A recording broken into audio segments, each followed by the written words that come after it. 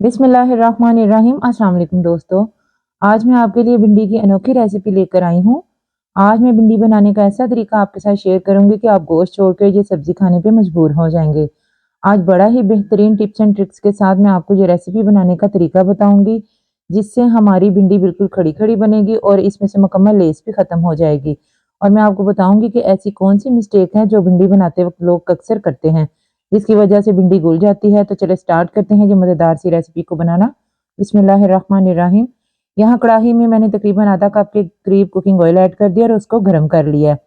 और उसमें मैंने ऐड कर दी है 1 किलो भिंडी, जिन्हें मैंने धो के अच्छी तरह से खुश्क करने के बाद कटिंग कर ली थी इनकी।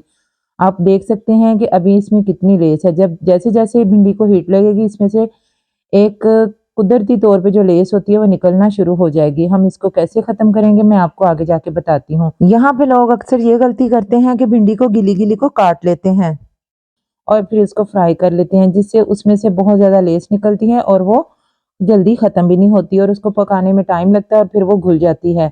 बस यहाँ पे मैंने इसको अच्छी तरह से फ्राई कर लिया हाई फ्लेम पे। ये देखें हमारी भिंडी का कलर भी चेंज हो गया है और ये फ्राई भी हो चुकी है। इससे ज़्यादा हम इसे फ्राई नहीं करेंगे।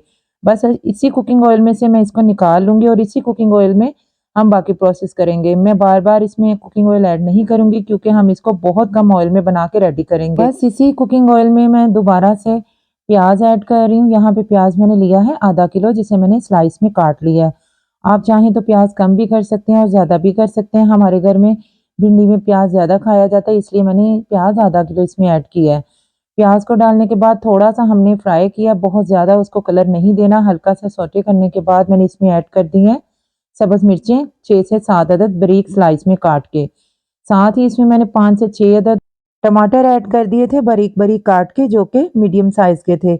बस अब हम इन तीनों चीज़ों को हम अच्छी तरह से फ्राई कर लेंगे, मिक्स कर लेंगे। यहाँ पे भी हमने बहुत ज़्यादा इसको नहीं पकाना। भिंडी को पकाते वक्त बहुत ज़्यादा टाइम नहीं लगता, बस फ्राई करते वक्त 8 से 10 मिनट लगते हैं। उसके बाद ये सिर्फ 5 से 6 मिनट में बन के रेडी हो जाती है। बस यहाँ पे मैंने प्याज, टमाटर और सब्ज़ मिर्चों को थोड़ा सा मिक्स करने के बाद अब मैं इसमें थोड़े से स्पाइसेस डालूंगी, क्योंकि इसमें बहुत भर भर के स्पाइसेस नहीं जाती। इसका कुदरती तौर पे बहुत अच्छा टेस्ट होता है, जो कि फिर दब जाता है ज़्यादा मसालों से। मैंने इसमें हाफ टी स्पून जीरा ऐड कर दिया है और 1 टीस्पून भर के अजवाइन ऐड कर दिया है। अजवाइन आपने इसमें लाजमी ऐड करनी है, उससे इसका टेस्ट बहुत ज़्यादा बढ़ जाता है और ये बहुत फ़ायदेमंद भी है। और उसके बाद मैं इसमें ऐड कर रही हूँ हल्दी 1 टीस्पून और साथ ही इसमें मैंने सूखा धनिया ऐड कर दिया 2 टीस्पून। और उसके बाद मैं इसमें ऐड कर रही हूँ कुटी हुई लाल मिर्च तकरीबन 1.5 से 2 टीस्पून और पिसी हुई काली मिर्च हाफ टी स्पून ऐड कर रही हूँ। बस इसमें यही स्पाइसेस जाएंगे, इसमें गरम मसाला भी नहीं जाएगा और ना ही इसमें अदरक और लहसुन का पेस्ट जाएगा। तो एंड में मैंने इसमें नमक ऐड कर दिया। नमक और मिर्च आप अपने टेस्ट के अकॉर्डिंग भी इसमें ऐड कर सकते हैं। यहाँ पे हमने अजवाइन ऐड की है, जिससे इसका टेस्ट दोबाला हो जाएगा और बच्चे हों या बड़े सब इसको बहुत शौक से खाएंगे, क्योंकि बाज़ बच्चे सब्जियां बहुत कम खाते हैं, उन्हें पसंद नहीं आती। लेकिन अगर आप इस तरीके से भिंडी का सालन बना के उन्हें खिलाएंगे ना, तो इंशाल्लाह ताला उन्हें बहुत ज़्यादा पसंद आएगी। बस यहाँ पे हमने प्याज को भी बहुत ज़्यादा गलाना नहीं है। स्पाइसेस ऐड करने के बाद थोड़ा सा मिक्स करने के बाद अब मैं इसमें ऐड कर दूंगी फ्राई की हुई भिंडी, जो कि हमने फ्राई करके रखी थी। ये देखें, आप चाहें तो इनकी कटिंग मजीद छोटा छोटा सा भी इनको काट सकते हैं, जैसे आपको पसंद हो आप वैसे इनको काट सकते हैं। लेकिन आपने प्याज को खड़ा खड़ा ही रखना है, जिससे इसका टेस्ट बहुत ज़्यादा बढ़ जाएगा। क्योंकि हमने भिंडी को दम में पकाना है, सिर्फ 5 मिनट का दम लगाएंगे और हमारी भिंडी की रेसिपी बन के रेडी हो जाएगी। अब इसको थोड़ा सा मिक्स करने के बाद हम इसमें एक और इंग्रेडिएंट ऐड करेंगे, जिससे इसका टेस्ट और ज़्यादा बढ़ जाएगा। इसमें मैं ऐड कर रही हूँ 1 चम्मच भर के लीमू का रस।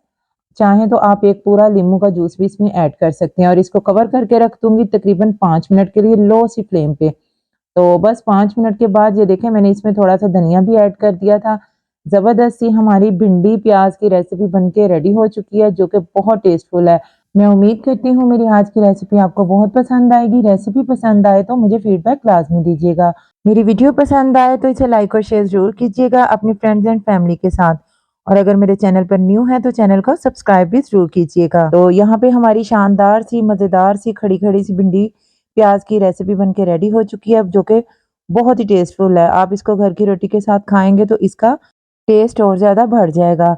तो ये देखें, हमने इसको खड़ा खड़ा रखा है। प्याज, टमाटर और भिंडी इसमें खड़ी खड़ी है जो कि बहुत ज़्यादा टेस्टफुल लग रही है। तो आपने इसको ट्राई ज़रूर करना है और मुझे फीडबैक लाजमी देना है। और रेसिपी पसंद आए तो एक लाइक ज़रूर कर दिया करें, ये आपकी तरफ से एक छोटा सा इनाम होता है। तो बस यहाँ पे मैं आपको चख के दिखाती हूँ कि ये कैसी बनी है। हमने इसमें बहुत ज़्यादा स्पाइसेस ऐड नहीं किए, तो बस सिंपल से मसालों के साथ ये बहुत ही टेस्टफुल बन के रेडी होती है। बस ये याद रखिएगा कि भिंडी को हमने बहुत ज़्यादा स्लो फ्लेम पे नहीं पकाना, इसको हाई फ्लेम पे हमने पकाना है। बस इसको दम लगाते हुए हमने फ्लेम को स्लो कर देना है। बस यहाँ पे मज़ेदार सी हमारी भिंडी बन के रेडी हो चुकी है। अपना बहुत सारा ख्याल रखिएगा, दुआओं में मुझे याद रखिएगा। मिलते हैं नेक्स्ट वीडियो में। टिल देन अल्लाह हाफिज़। Thanks for watching.